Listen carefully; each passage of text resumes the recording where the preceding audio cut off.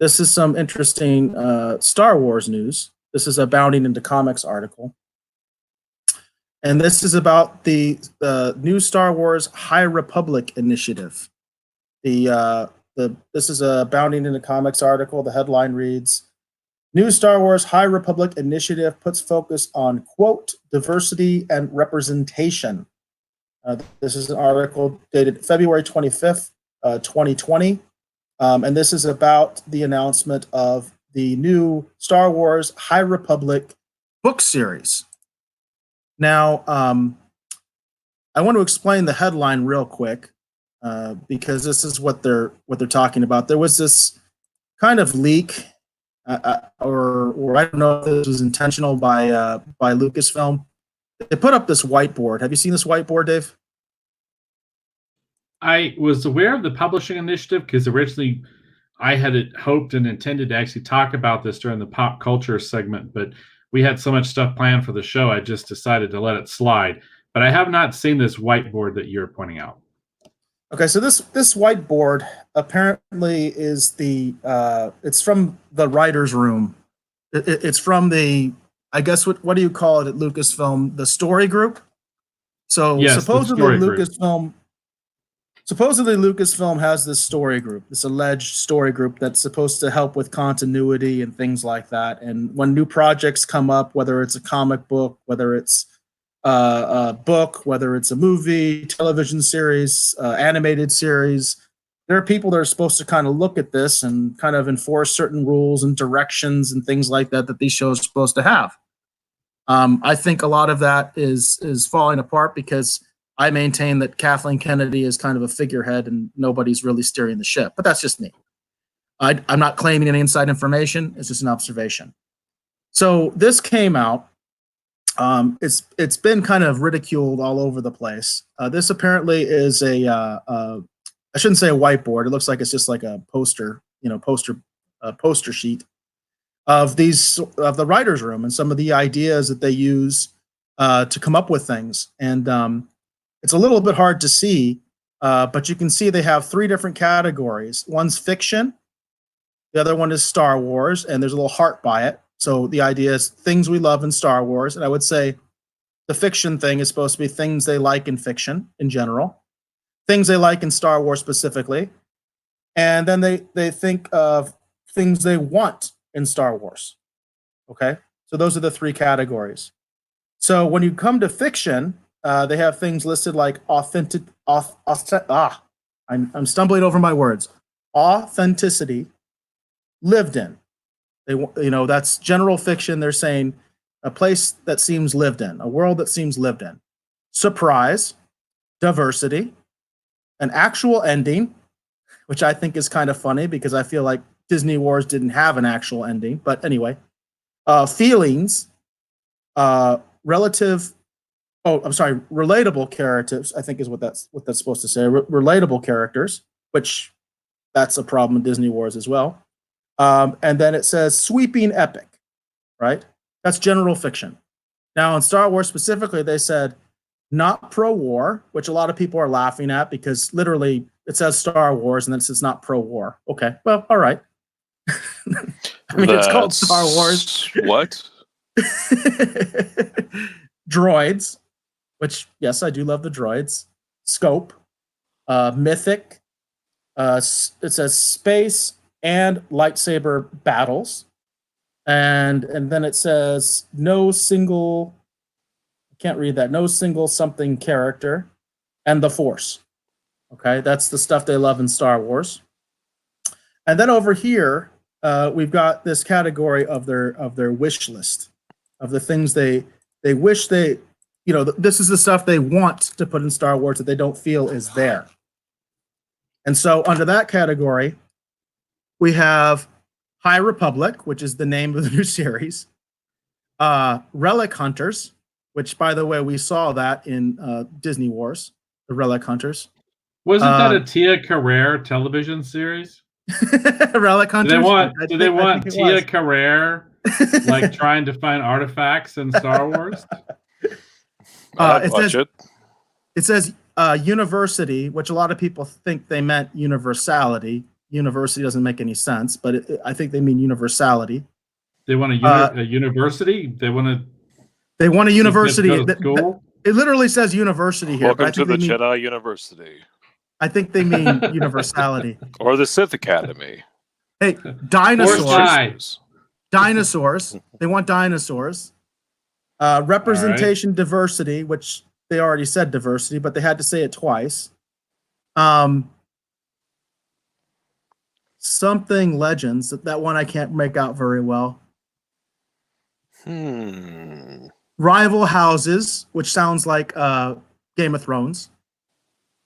Sith Empire, and I think Chaos Agents is the last one there. By the way, I think this actually got cut off a little bit because I've seen a version of this that had a couple more things on the list. So I just want to make a quick point. Go right ahead, Dr. Strange.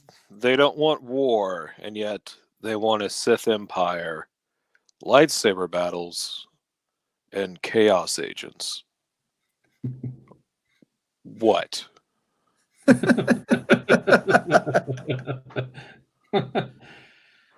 So we don't want to be pro-war, but we want to be sure that we put lots of battling and war in. Are we sure these are not the same writers as Picard working on this whiteboard? I think it's very possible, quite frankly. The community of writers in Hollywood is actually very small. It really is. They probably walk out of one building and just walk down the hall and go in the next one. Exactly. Well, they take out their Star Trek and they sit it down. They put their Star Wars hat on and they go right into the other room. All right, everybody, what are we doing here? That's just too funny. I don't even think they have different hats. I think they just have patches. Oh, yeah. Maybe their hat says "Make Star Wars Great Again," huh? What do we think? Oh no! And so anyway, let me say this. I love The Mandalorian. I was having conversations with people not on this show currently, actually today, about The Mandalorian. People love The Mandalorian. They love the child, the baby Yoda. Like, Star Wars has got a lot of good things going for it. Star Wars is not in this horrible super mega quagmire. They've made a couple of questionable decisions and some films that aren't that great. And I'll be honest with you, when I saw the announcement trailer, I was going to talk positively about this story because I think it sounds really interesting. But at the same point, too, I have this weird feeling that what they're doing with this initiative is the same thing that DC attempted to do with the New 52. They're attempting to take Star Wars and reintroduce it to a whole new group of people and try and bring on a whole new fan base. Now, that's not bad, but you have to be careful you don't alienate your existing fan base, or you'll find yourself in the same state that a lot of these other franchises and companies find themselves in. You have to find a way to do this where it feels organic and natural and people are excited to be part of it. If you do it in the wrong way, you're just going to run people off. That's my personal opinion. And I know, for example, I have a lot of friends, industry professionals and not, who love DC Comics. The majority of them are not reading any of the current DC titles at all. I was a super diehard comic fan. I read everything that DC published, almost everything that Marvel published. At one point, I was reading a bunch of titles that IDW is publishing, and even things that I enjoy that aren't like a cornerstone of my fandom. I was reading Popeye and Peanuts and Garfield and just all kinds of fun stuff. But eventually, with a lot of these weird decisions happening at DC and some of the stuff going on at Marvel, it kind of pushed me out, and I felt like I couldn't keep up, and I didn't understand what was going on. And so right now, I currently am reading no DC titles, and I'm currently reading no Marvel titles, like none. The majority of the stuff I read is actually independent titles that I find on Kickstarter. I go, that sounds interesting. I'll check that out. You did read Spider-Ham because we reviewed that on this episode on this show. So well, yeah, and I mean, to be honest, the majority of comics I've been reading that I would consider coming from a major publisher lately is we've been doing, because of Star Trek, we have been reading a lot of Star Trek material between the two of us, Eric. And there's more older material I would love to cover. And I'm really enjoying reading that stuff.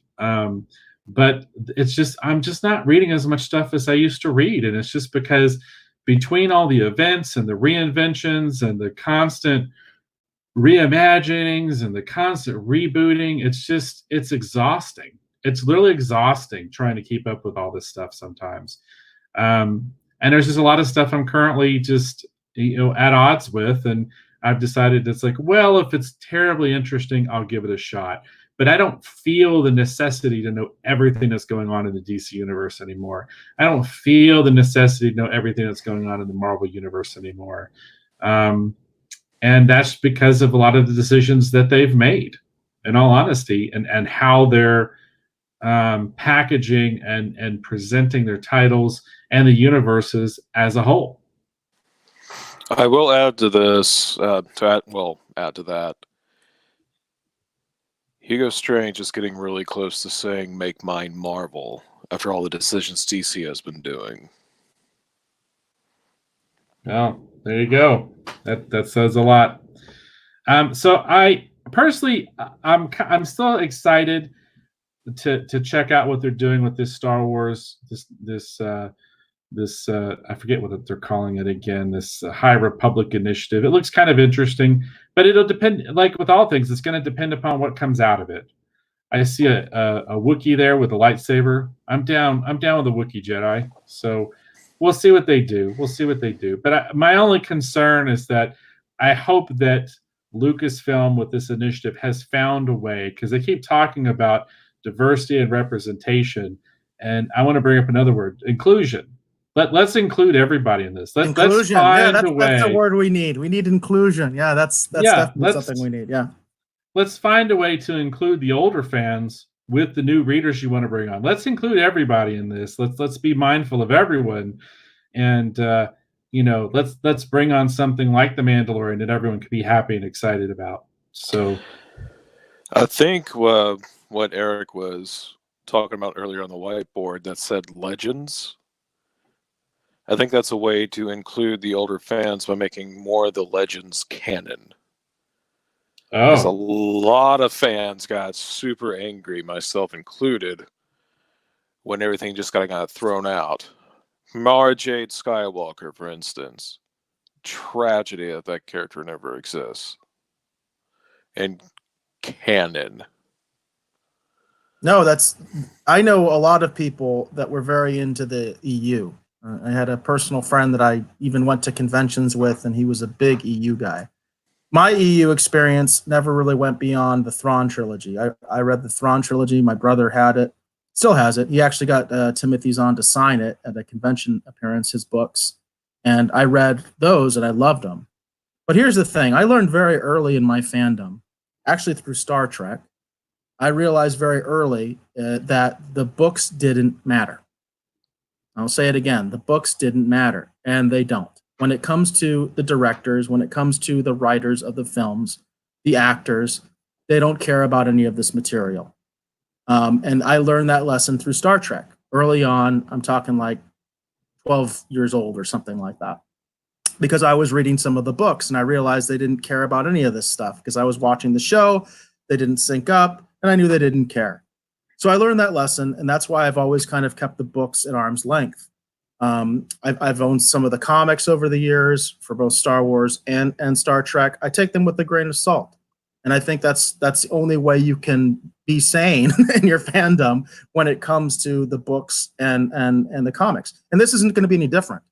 The issue that I have with this concept, this High Republic, which some people are calling the 420 Republic, by the way, the High Republic, is that it's clearly a ripoff of the Old Republic. The only difference here is that I think the Old Republic takes place something like 800 years before. And by the way, Dr. Strange, you being a 3,000 years. 3,000 years before the Republic, before the Republic we know, the less Old Republic. But the Old Republic was a series that is much beloved by people. And I understand the appeal. I've seen much of the artwork from the games and things like that.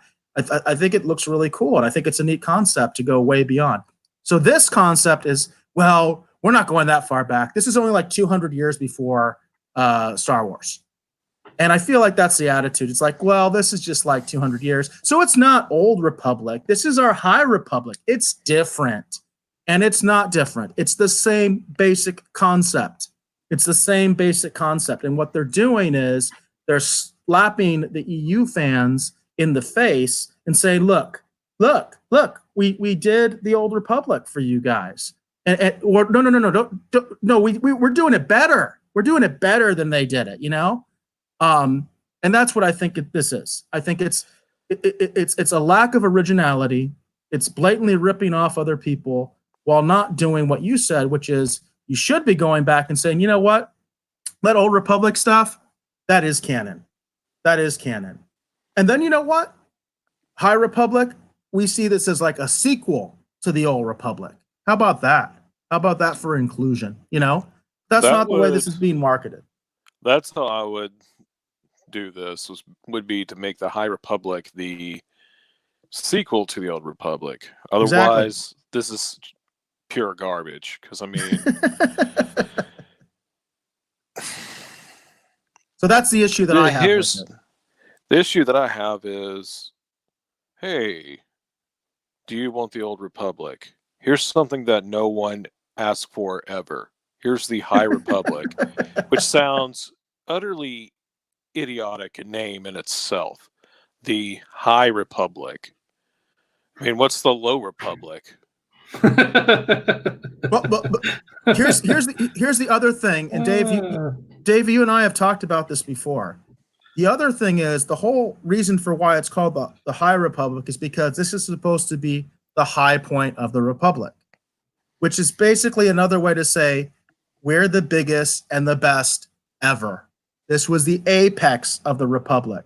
This is the best Star Wars there ever was. And I am sick of that with these sequels and prequels where they try to pretend like they're better than the original. They are not better than the original. That's a subjective term.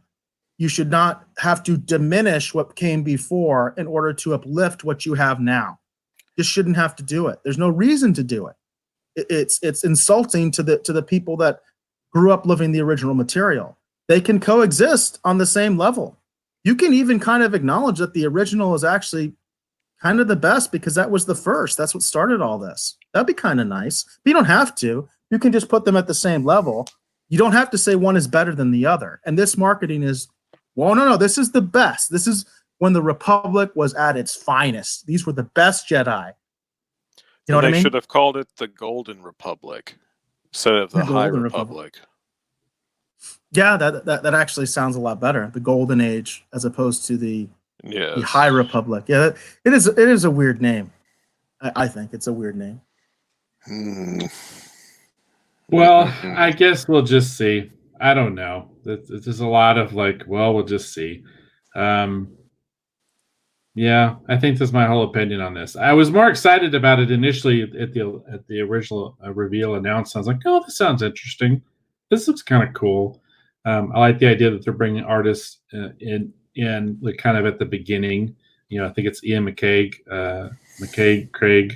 trying to pronounce his name incorrectly, is involved with this. Quite enjoy it and have loved all of his concept art for a lot of the different films going back to, the prequels. So they've got some amazing talent involved. We'll just have to see what they create. We'll just have to see if it's good or not. I guess my biggest thing is that so many of these franchises are built on legacy, and so many fans are just chomping at the bit to see these things that they've loved, hopefully, in a television series or in a movie. And we're just constantly throwing stuff away and go, no, I don't care about that. Let's see this other thing over here that I came up with. And while I understand that, a lot of fans have been, with these franchises for a long time in the hopes that some of these other things that they love, actually seeing them brought to life. That's part of the joy, I think, sometimes of being a fan of a long-standing franchise. Going to a movie theater and seeing some of these things come to life with like Marvel, that's what makes it so entertaining and fun. And I feel like a lot of these companies I just feel like they either don't know it or they don't understand how much the fandom looks forward to these things. I don't know. We'll have to see. It depends upon what they create and I guess how they sell it. They do a good job selling it, then great. They do a bad job selling it. It's like, you're either going to get the Mandalorian or you're going to get Solo. So we'll just have to wait and see what they serve up. I enjoyed Solo, so. Oh boy, that's a whole can of worms right there. You just opened up. Well, I'm closing it right now. Well, I was going to say that the biggest takeaway so far from this episode is that Dr. Hugo Strange is a Star Wars fan. I would have never known that. So, yes, I am. It is interesting that Doctor Strange is a Star Wars fan. I would have thought he would be more into Star Trek. It's more usually considered more intellectual than Star Wars. Yes, but sometimes I like to get my hands dirty. Well, there you go. There you go.